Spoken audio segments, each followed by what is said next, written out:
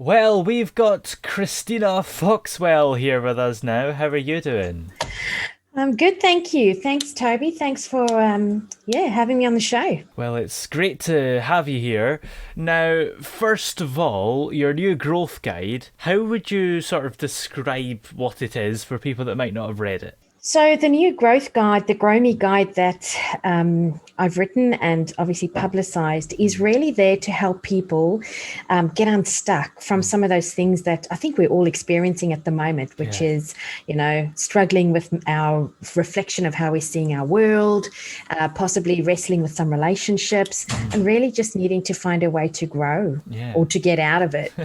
Absolutely. And I suppose this year, a lot of people have been trying to improve themselves in a way because perhaps they've had a little bit more time to focus on their mental health as well as physical health and everything that comes with that. 100%. 100%. I Yeah. think us as people, it's so easy to go, oh, I think I'm going to change my world. I'm going to lose 10 pounds, or I'm Yeah. going to, start going to gym. But we still don't change some of the crazy things that we go through. Yeah. And so that whole mental fitness piece and being willing to really start having a look at how we can change some of the things that we keep going through in our life is really, really important. And the guide has a whole section on how to shift our mindset from being negative into being more present and positive. And I think all of us need that right now. Yeah, absolutely. So you've written in the book about a lot of your own personal experiences. So I take it your own I life is have. kind of what inspired you to go ahead and write the book. Absolutely. I'll give you this analogy. We can't give what we don't have. Yeah. And my job is to help people be better leaders, organizations build better cultures.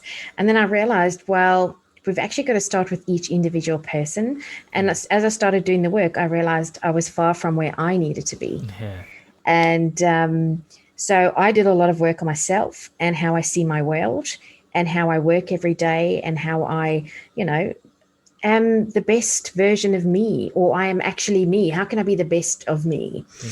And really, that's what inspired the book. And that's why I tell my story, because I think people need to know this isn't just some, fruitcake ideas we're giving people, but it's a real simple tips and techniques to shift the way we see our world and to start being more in control. Yeah.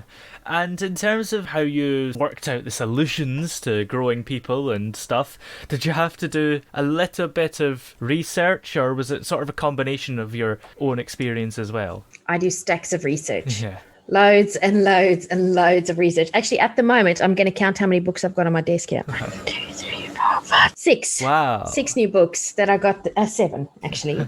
And so I listen to author interviews. I do research. I've got some thought leaders and speakers and researchers that I follow, and I just think that it's fundamentally the work I'm doing. I'm trying to make it easy for other people. Yeah. No one else is going to sit and read seven books, are they? No. And try and understand how does that relate to my life. I'm trying to Yeah. make it easy so that even people that, and I've got dyslexia, Yeah. Toby. So for people that struggle to read and struggle to sit down for a long period of time, it's a simple pick it up, read, write a few things, put it down book. Yeah. And because of your dyslexia, I take it that it's been more of a struggle to write a book than on average it would be. 100%. Yeah. 100%. I often find that in order for me to put my thoughts down, I can articulate them really well. Yeah. When I write them, I have to read it 100 times because sometimes the sentences just don't make sense Yeah. when I give it back, and I've got to go, what did I write? And for example, I could spell negotiation probably 10 different ways, and it doesn't mean I don't read, and it doesn't mean I don't love learning. It just means my brain works differently, Yeah. and I see things differently. And I think we should probably take the stigma away, but people with dyslexia like myself, we really struggle to do really brave things like putting something together like a book. Yeah. I suppose thank goodness for spell check these days. It'd be a nightmare in previous years. Thank God for Grammarly. Yeah, absolutely. I think it's been an absolute lifesaver. And even in the business I run, my whole team have got similar challenges to me, and we've just got Grammarly for the whole team. Yeah. And so we actually feel a lot more confident. Yeah. And because you write a lot of the book talking about your own personal experiences and in the first person, in a weird way, when you read the book, it sort of feels like you've got company and you're not lonely for the duration, which is quite nice. I love that you've said that, because I wanted them to feel like I'm sitting next to them, just sharing a thought, sharing some real reality, and then from there going, well, what do you think about your life? Yeah. And I suppose the way that you've also put sections in where the reader has to kind of write down stuff and sort of answer a question sort of helps, because it means that they're actually doing stuff, because somebody could read this and not really be paying attention, so get nothing out of it. Whereas when they're having to do stuff, it's sort of almost guaranteed that their life will be better afterwards. Absolutely. I don't know if anyone out there has done any look into the neuroscience. Basically, the way I've written this book is the way I run all my group sessions for my clients. And I get to talk to them to think and to reflect. And what we're doing is we're actually building new neural pathways so that we can start looking at our world differently when our brain comes to a junction point or when we're experiencing something. So I'm glad that you found it interactive. I love it. I write in all my books, by the way, Toby. Absolutely. And I suppose you mentioned that you have dyslexia, but this would probably be quite a good read for other people with similar issues because it's nicely structured. It's not just loads of white pages with text everywhere. There's nice pictures and it's sort of bullet pointed in places, which makes it very much easy to read. And that was my intent. Yeah. I love color and I love pictures. And I've written 2 books before this, Toby, which are analogies of empathy and fear and belonging. And they were stories about a unicorn and a pufferfish. And my 17-year-old son said, please, God, can you not write another story with animals or with pictures, because your clients and adults aren't taking you seriously? And I was like, okay, but I'm still going to be able to bring my creativity in. So less words, more pictures, more graphics, help people think differently. Reflections, simple questions just to answer for themselves. Yeah. And it's 72 pages here, which, it's not as big as the Bible, so it's very much achievable to get all this stuff done quite quickly and change your life. Absolutely. Only 9 chapters. Yeah. This is the first of a few books, though, Toby. The next one's called Free Me. Ooh. This one's called Grow Me. Yeah. And so Free Me just kicks off where this one ends. Yeah. And it's the next layer of work to do on you. Yeah. And I suppose it's good to have levels, because each time you finish the book, you feel like you've achieved something rather than just put it all in the one book. And that might put people off a bit, I suppose. 100%. And then if you do this work, because it's I wanted it to be like a guide, so you can pull it off and go, God, I'm stuck again. And I've got a chapter, for example, on putting the shame bags down or, being caged with our own fear. And as soon as people go through that and they go, damn, I'm right here again, they can go back to the guide and reflect on the simple steps to shift through that space. Yeah. So how long did this book actually take you to write when you started working on it? 8 months. Wow. How many pages for 8 months? It's 9, isn't it? 9 pages a month. Yeah. And I wrote it and then rewrote it and then picked up all my mistakes and then wrote it again and then had my team read it. And so it's been a journey because of my dyslexia. Oh, yeah. And I take it perhaps the coronavirus situation and lockdowns might have helped you have a little bit more time, or has your schedule been relatively the same? Toby, I'm based in Australia and I've got family in the UK, but we have been pretty okay down here, but we've just gone back into lockdown with the Delta virus. So I spent time writing. I started in lockdown, and then my work schedule's insane because I call myself the open heart surgeon of organizations. As soon as there's an issue and people are really struggling, guess who they phone? It's not Ghostbusters, it's Ignite Purpose. And so we go in and really support people and help them with their journey. So I had to actually make time on weekends and evenings to sit and to reflect on what I'm trying to say. Yeah. And I suppose the fact that you're in lockdown, you've probably got less cases than us, even though we are open, just because your government seems to be doing it better than us. Well, yes, we've gone into lockdown. I think we had 92 cases today, and they've extended us for another 2 weeks in New South Wales. Yeah, I think we've got hundreds of thousands of cases, so yeah. Our government is risk averse to keep us safe, and we've just kind of just gone, well, we live here and we accept the goodness it brings. Yeah, absolutely. And I guess we're just in a weird place at the moment. You are in a weird place. I think your lockdown's lifting entirely, isn't it? Yeah, it is. Or there's no lockdown at all. There's no nothing. Yeah, which is just complete madness, which nobody really supports, I don't think, apart from the people making the decisions.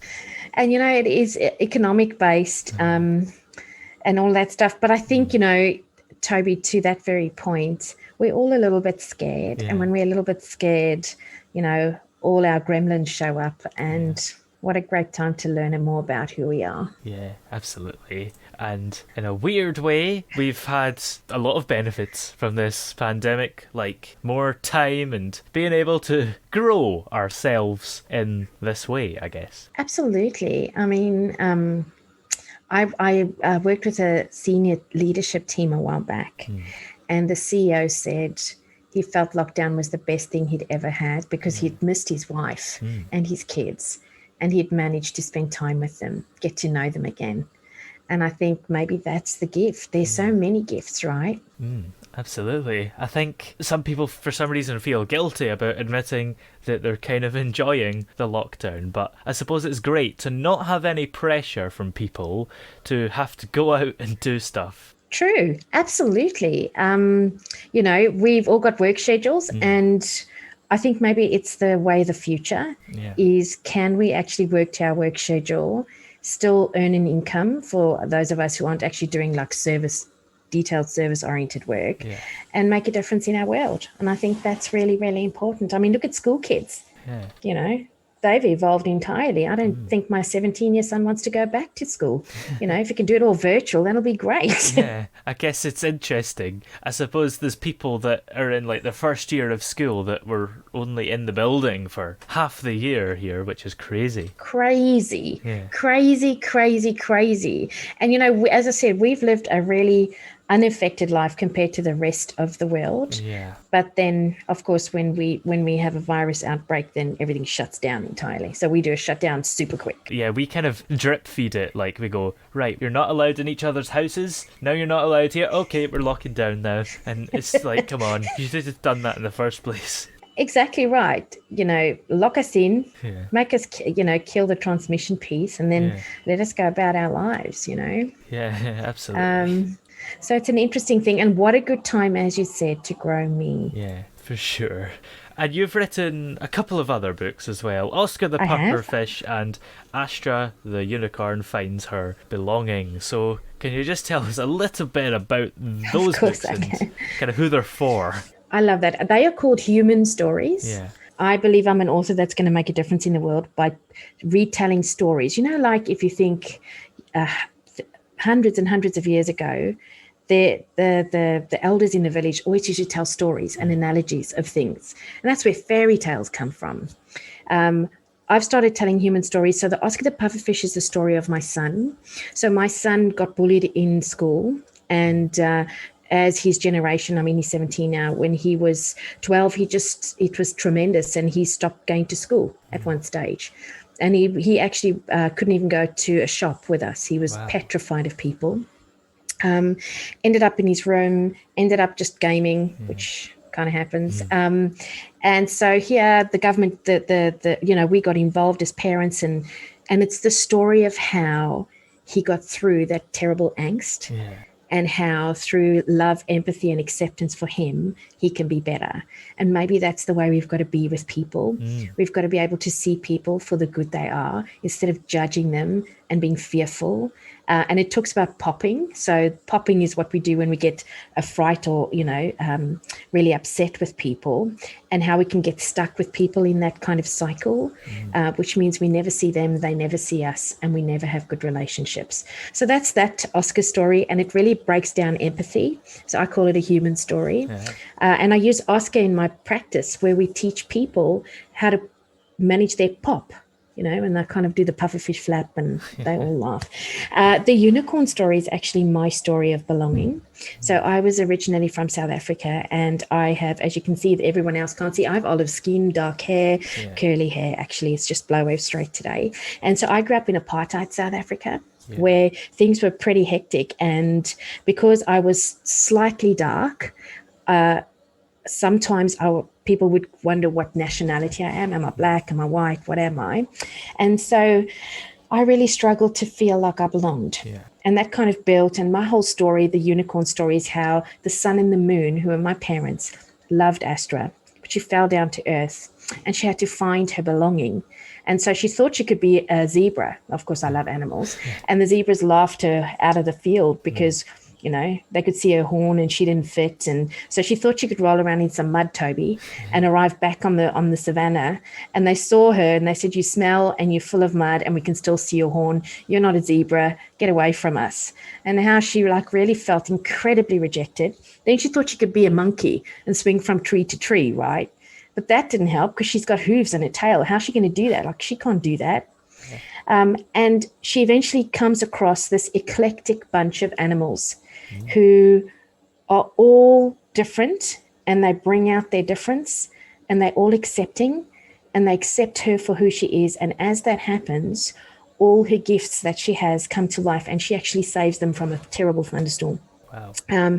And how they encourage her to be who she really is. Yeah. So that's Astra the unicorn. Absolutely. Quite inspirational stories there, and things that are really important today and probably since ever. I 100% agree. How many of us go through our day and we feel like we don't belong? Yeah. Because we're trying to fit in or be like somebody else. But actually, maybe we should just be ourselves and find people who accept us for who we are. Yeah. Because that's what's going to make our world better. Yeah. And I suppose you mentioned about growing up in apartheid South Africa and how it's kind of based on that. But I suppose even people that haven't had experiences like that can relate in some way, because everyone's felt that they don't fit in, whether it's not as racist as that, I suppose. No, and you know what? It's the dyslexia. It's the colouring. It's the who are you? It's the imposter syndrome. It's the, you arrive at your first job and you think, oh my God, I'm never going to be good here. So I'll suddenly be like everybody else, but I'm not like everybody else. I'm me. And when I try and be like them, I'm really shit at my job. So I've actually got to be me to do my job well. And that's okay. That's what we want. So really, that's what I want people to start thinking about is how can we allow and maybe build a world where we as human beings can be better to each other, more gentle, more kind, more accepting.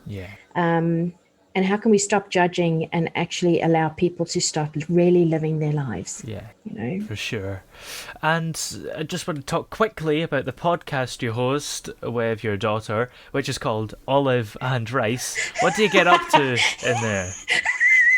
Oh my God. So I've got 3 podcasts. Carolees is going to love this, Toby. So Olive and Rice is the story of how crazy we are together. My daughter's 25 and I was a single mom with her for many years, and she's married a Korean, and my little grandson is half Korean. He's gorgeous. And we just talk about all things insane, like the crazy things we did while we were growing up. While she was growing up with me, probably I was growing up too. I only had her when I was 21. God, the husbands I've had, the husband she has, her Korean favorite actors, which drives me bananas. And people can hear it when we go onto the show. We got to talk about that today.